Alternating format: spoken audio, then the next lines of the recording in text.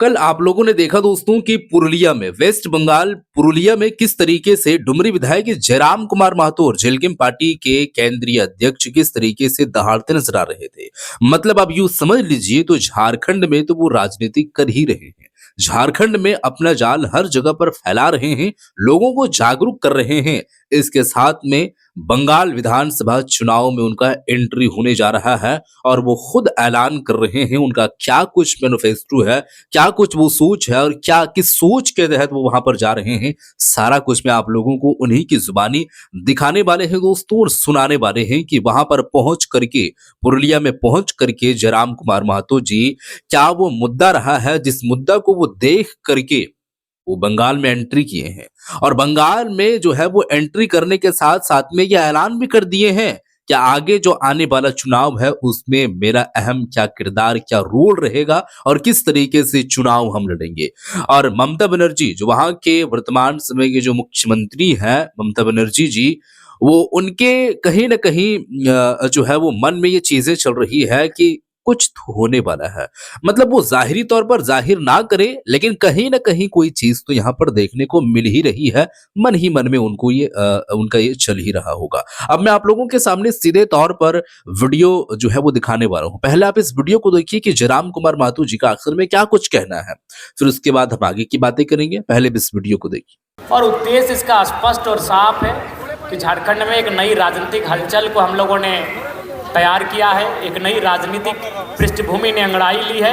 और हम लोग चाहते हैं झारखंड का जो बृहद झारखंड का हिस्सा था जिसे बंगाल में हम लोग जंगल महल के नाम से जानते हैं, उस हिस्से में भी हम लोग उसी तर्ज पर जिस तर्ज में हम लोगों ने झारखंड में एक नई राजनीतिक चेतना का आगाज किया है। क्योंकि कोई भी नई चेतना का शुरुआत धीरे धीरे ही होता है। हम लोग आहिस्ते आहिस्ते इस क्षेत्र में कार्यक्रमों के माध्यम से, संवादों के माध्यम से, आंदोलनों के माध्यम से, संघर्षों के माध्यम से अपनी पृष्ठभूमि को तैयार करेंगे। बंगाल से कहाँ अब लोग पता से देंगे? देखिए, इसका तय बंगाल की टीम करेगी। मैंने पहले ही कहा हम लोग थोपेंगे नहीं, झारखंड से आके यहाँ के नौजवानों को थोपने का काम नहीं करेंगे। हमारे भाई जो हमारी टीम के साथी बंगाल से होंगे, जंगल महल से होंगे, वो तय करेंगे, वो सूची बनाएंगे, वो निर्णय लेंगे, हम लोग उस पर मुहर लगाएंगे। पुरुलिया की सारे जिले में देंगे या बंगाल की सारे जिले में देंगे या पुरुलिया में? नहीं, देखिए, जंगल महल में तो हम लोग की पूरी तैयारी है। बाकी जैसे जैसे सांगठनिक विस्तार होगा, लोगों में जैसे जैसे हमारे राजनीतिक दल को लेकर जिज्ञासा बढ़ेगी, तद अनुसार हम लोग तय करेंगे। अब लोगों का मुद्दा क्या रहेगा? देखिए, मुद्दा हमारा वही रहेगा जो झारखंड में है। एक बेहतर डेवलपमेंट स्टेट हो, डेवलपमेंट डिस्ट्रिक्ट हो और लोगों की जो मूलभूत सुविधाएं हैं वो सुविधाएं मिलनी चाहिए। उनकी जो परंपराएं हैं, उनकी जो पहचान है, उनकी सुरक्षा होनी चाहिए। जैसे रोटी, कपड़ा, मकान, ये तीनों लेके क्या? जी, ये तो हमारे मूलभूत दैनिक सुविधाएं हैं, दैनिक जरूरत की चीज़ें हैं। उसके अलावा जो हमारी गौरवशाली विरासत है, हमारी पहचान है, हमारी भाषा है, हमारी संस्कृति है, हमारे ज़मीन है, हमारे खेत खलिहान है, हमारी लोक कला है, हमारी लोक परंपराएं हैं, उनका संवर्धन, उनका प्रोत्साहन, ये भी हमारे मुद्दे रहेंगे। आप बोले थे झारखंड में माया जो है ना, बंगाल में है लखीर भंडार, यही से वोट मिल रहा है। देखिए, हमें लगता है कि चाहे कि कोई भी राज्य रहे, नीतीश जी भी वहाँ पर 10,000 बांट के चले गए। आपने मैया सम्मान योजना की चर्चा की, बंगाल में लखीर भंडार की चर्चा की। मेरा मानना है कि शिक्षा और स्वास्थ्य निःशुल्क होना चाहिए, बाकी मेहनत के आधार पर उन्हें मेहनत आना देने की आवश्यकता है। दादा, यहाँ से बेरोजगारी का काफ़ी समस्याएं हैं। जब लोग ये हर एक राज्य और पूरे देश की समस्या है और इसका निराकरण मैं जो अपने भाषण में मैं चर्चा कर रहा था, इकोनॉमिकल गैप जो बन रहा है, आर्थिक असमानता जो तैयार हो रही है, इकोनॉमी इनइक्वालिटी जो हमारे यहाँ तैयार हो रही है, उस पर विचार करना होगा। नहीं तो एक नेता से, एक पार्टी से, एक विधायक से, एक सांसद से नहीं, तो पूरे राज्य की, पूरे देश की समस्या है। इसका समाधान सामूहिक रूप से करना होगा। आप बोल रहे थे कि इसका समाधान सिर्फ पॉलिटिकल से होगा? बिल्कुल, पॉलिटिक्स से इसलिए होगा चूंकि पॉलिटिक्स उनके लिए ग्राउंड तैयार करता है। अगर पॉलिटिकल लोग ग्राउंड तैयार करना छोड़ दें, अगर वो मानकों का, मापदंडों का अनुपालन करने लगे कि ये गलत तरीके से हो रहा है, इसका हम अनुपालन करने नहीं देंगे, या फिर इन विधियों को लाकर इनकी मनमर्जी को रोका जा सकता है, तो बिल्कुल सुचारू रूप से हमारा देश संचालित हो। जैसे आप बोले माटी मानुष और जल जंगल जमी, एक ही स्लोगन में दो सिमिलर है, इसके बारे में आप क्या बोलेंगे? जी बिल्कुल, मेरा मानना है कि आज मानव जाति का इतिहास जो है कई हजारों साल, लाखों साल पुराना है, लेकिन उनकी परंपरा, उनकी सभ्यता, उनकी संस्कृति अगर कहीं फली फूली है तो कहीं ना कहीं मिट्टी में फला फूला है। तो उस मिट्टी का संवर्धन होना चाहिए, उस मिट्टी का संरक्षण होना चाहिए। आप बोले तृणमूल और बीजेपी एक ही तरह की राजनीति कर रहा है, बिल्कुल एक ही तरह की राजनीति कर रही है। एक दिल्ली में बैठकर कर रही है, एक कलकत्ता में बैठकर कर रही है। तो उसका तोड़ क्या है आप लोग? उसका तोड़ होगा कि अब पूरे देश में, पूरे हर एक राज्यों में नए नए विकल्पों की आवश्यकता है और राजनीति का विकेंद्रीकरण होना चाहिए। राजनीति कहीं जाके केंद्रित हो जा रही है, सत्ता कुछ लोगों तक केंद्रित हो जा रही है, जिस कारण हमारे राज्य के साथ, हमारे देश के साथ ये छलावा होता है। मानभूम क्षेत्र को हमारे पार्टी में युवाओं का हिस्सा बहुत ज़्यादा रहेगा, क्योंकि हम लोग का मानना है ऊर्जा राजनीतिक ऊर्जा का कार्य है। शिथिल पड़ने वालों से राजनीति नहीं होगी, इसलिए ऊर्जावान नौजवानों को आगे आना होगा। उनको लगातार हम लोग मौका दे रहे हैं और ऊर्जा के साथ राजनीति को एक नई दिशा देने का काम करेंगे। आप बोले बंगाल झारखंड का हिस्सा, नहीं, बंगाल मैंने नहीं कहा, मैंने कहा जंगल महल।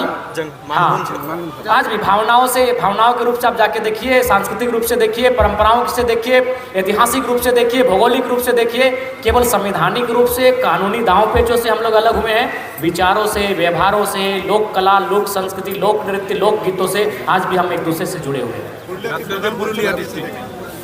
देखिए, पुरुलिया की जगह अगर हम बात करें तो कहीं ना कहीं पुरुलिया में आज बहुत कुछ करने की आवश्यकता है। मैंने तो कहा कि कलकत्ता और पुरुलिया का तुलनात्मक अध्ययन नहीं हो सकता है।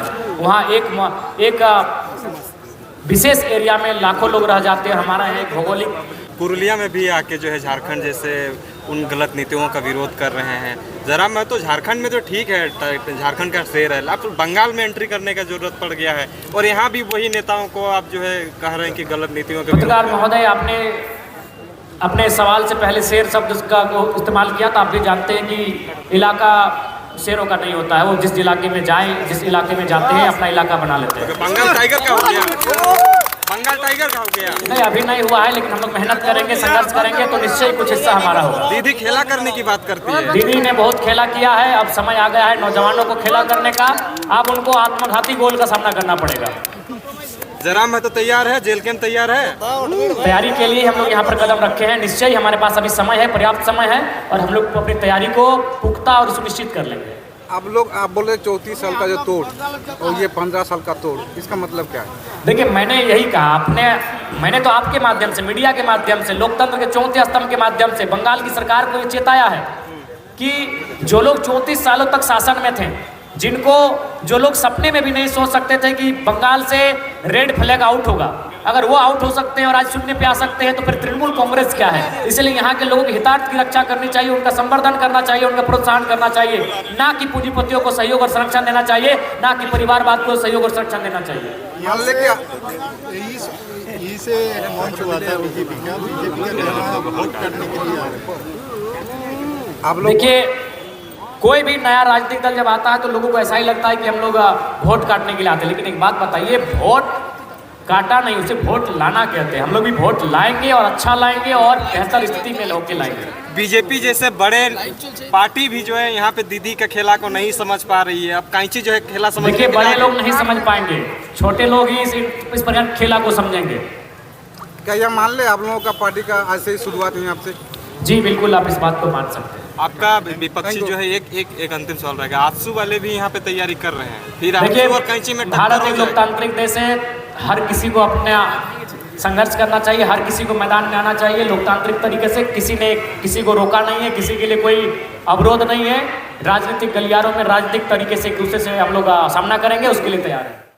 तो जी हाँ दोस्तों, वीडियो तो आप लोग देख चुके हैं कि जयराम कुमार महतो जी का ये ऐलान है कि देखिए, शेर जहां पर जाता है वो अपना इलाका खुद कायम कर लेता है। अभी यहां पर हम आकर के पूरा दबदबा कायम नहीं किए हैं और मेरा अपना इलाका तो नहीं है यहाँ पर बेसिकली अगर देखा जाए तो, लेकिन निश्चित रूप से यहाँ पर हम लोग लड़ेंगे और यहाँ पर हम लोग अब जो है वो शुरुआत कर चुके हैं। धीरे धीरे वो चीजें हो जाएगी, इलाका भी हो जाएगा और दबदबा भी कायम हो जाएगा। ममता बनर्जी चाहे भी जिस भी तरीके से वो खेल खेले, लेकिन यहाँ पर अब युवा पीढ़ी के लोग आएंगे और राजनीति करेंगे, नए अंदाज में करेंगे, शिक्षा को देखेंगे, स्वास्थ्य को देखेंगे, बेरोजगारी को देखेंगे, अन्य और भी जो मुद्दा है झारखंड या फिर पूरे देश के अंदर में, बंगाल के अंदर में हो या अन्य जहां पर भी हो, मैक्सिमम जगहों पर भी देखने को मिल रहा है।